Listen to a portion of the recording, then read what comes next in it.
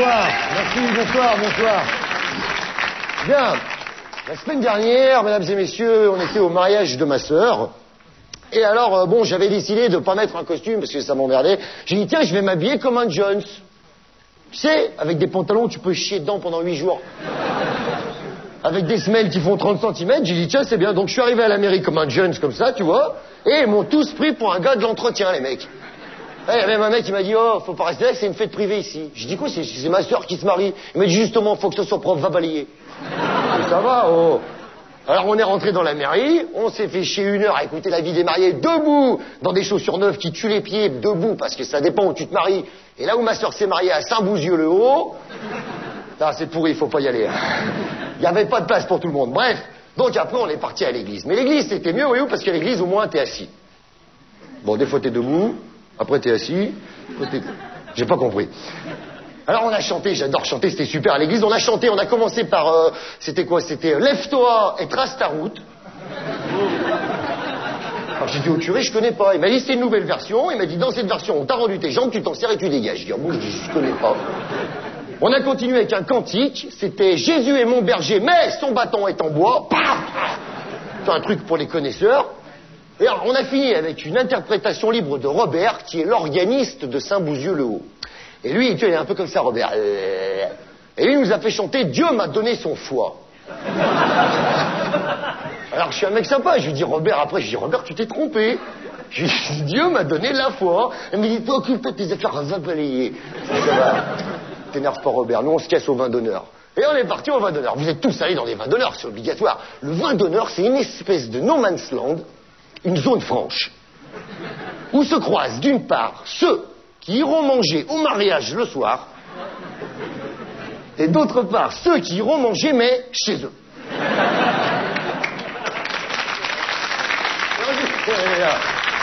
Et en général, ceux qui rentrent manger chez eux, ils trouvent le mariage nettement moins bien que les autres. Hein. Bon, bref, donc on est parti au vin d'honneur, tout ça, et après le vin d'honneur, on a été à la salle polyvalente, c'était sympa parce que on était 40 en voiture à klaxonner, alors avec mon pote, on s'est perdu, nous, tu vois. Donc quand t'es 40 à klaxonner, c'est rigolo, quand t'es tout seul, ça fait débile, tu vois. Tu fais peur aux vaches à Saint-Bouzieux-le-Haut. Alors j'ai dit à mon pote, arrête, on va demander à un paysan, sinon jamais on trouve. Je vais vous refaire la scène telle que je l'ai vécue à Saint-Bouzieux-le-Haut. Excusez-moi, monsieur, je cherche la salle polyvalente de Saint-Bouzieux-le-Haut, s'il vous plaît. Oh, my Dieu, la salle polyvalente. Oh, my Dieu, mais rentrez dans la maison, on va aller boire un canard. Quoi? Mais à la maison, on va boire un canard. Je dis, mais non, on va pas boire de canard, on fait boire un canard, ça fait pousser les nichons. Quoi? Laisse tourner la bagnole, toi, s'il me raconte le paysan, là. Et en fait, j'ai compris, à Saint-Bouzieux-le-Haut, si tu veux une information, n'importe laquelle, il faut que tu boives un canon. Sinon, le mec, il te lâche rien, tu vois, bon.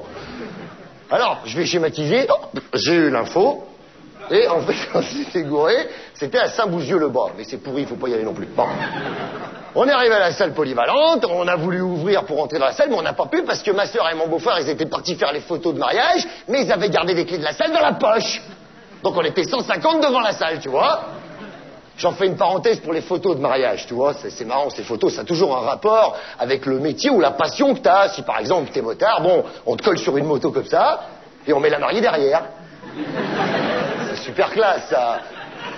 Si par exemple t'es pêcheur, bon, on te met sur une barque comme ça, et on met la mariée dans les filets. Mon beau-frère, lui, il bosse à l'EDF.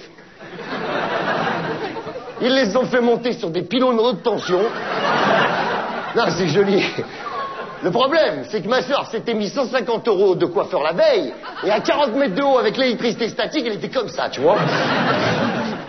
Une horreur. Bref, après, ils sont arrivés, on a ouvert la salle, on a placé tout le monde avec un plan de table. Bon, moi, j'avais repéré des gonzesses, des mariages, quoi. Bon. Et en fait, non, il a fallu que ma sœur, écoutez-moi bien, elle me colle à une table de vieux tontons et de vieilles tatas que j'avais pas vu depuis 1000 ans. Je me suis fait chier. Le tonton, il m'a saoulé. Mais c'est le petit Céline, qu'est-ce qu'il a grandi? Je lui dis, c'est normal, j'ai 35 ans, tonton, maintenant. Il m'a dit, et qu'est-ce que tu fais de beau dans la vie? J'ai dit, je vends de la drogue. Pour mettre un peu d'ambiance, tu vois, à la table, bon. Et on était qu'à l'apéro, hein. À l'apéro, le DJ, mesdames et messieurs, il pète un plomb, il balance ça direct.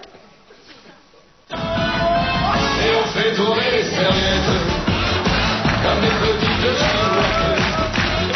Ça nous fait du vent dans les côtes, mais c'est bon pour la tête. Et on fait... Et boule! J'avais pas de serviette! Ça m'a mis l'angoisse! Du coup, je suis allé aux toilettes prendre un Lexomil. Je me suis roulé un petit pétard. Non, un truc comme ça, je fumais comme ça. Je faisais... Et on fait tourner les pétards. Ça me fait du vent dans la tête. Je me suis marré. C'est con, j'étais tout seul dans les chiottes. Enfin bon, après on est retourné manger. On a voulu danser. Enfin, je dis on a voulu parce que les anciens voulaient du tango, les jeunes ils voulaient la techno, moi je voulais me barrer. Et on a fini par un truc génial, la jarretière. Je supporte pas ce truc. J'ai chopé mon beau-frère, je dis Bernard, viens voir. Je te fais un chèque global, j'achète la jarretière, t'arrêtes de prostituer ma soeur. Ah, ça rigole pas dans la famille. Bon, enfin pour vous dire comment on s'est fait chier, il y a même pas eu de bagarre par un coup de poing, rien. Je suis quand même resté jusqu'à 6 heures. Parce que bon, j'ai dragué la sœur de mon beau-frère. Il m'a dit alors, tu dragues ma sœur? J'ai dit ouais. Il m'a dit alors, comment tu la trouves ma sœur?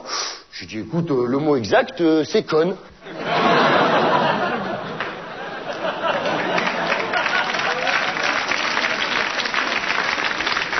Après, je suis parti, tu vois, j'en pouvais plus, tu vois. 6h30, je dis bon, je m'en vais, j'étais dehors, je prenais l'air, j'allais bien. Mon beau-frère, il ressort et il me court après, il me remet l'angoisse, j'avais rien volé, j'étais clean. Il vient vraiment, il fait comme ça, Céline, t'as oublié tes dragées. Je dis, bah tu peux te les mettre dans le cul, je lui dis.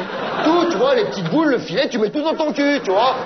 Ça m'a soulagé, pas besoin de Lexomil, hop. Seulement ma sœur, elle arrivait, et c'est ma sœur, j'en ai qu'une, je vais pas lui faire de la peine, alors j'ai vite pris les dragées comme ça, j'ai dit, oh, merci, je suis con, putain. Au fait, je voulais vous dire, c'était un super mariage et tous mes vœux de bonheur. Merci beaucoup, mesdames et messieurs. Merci.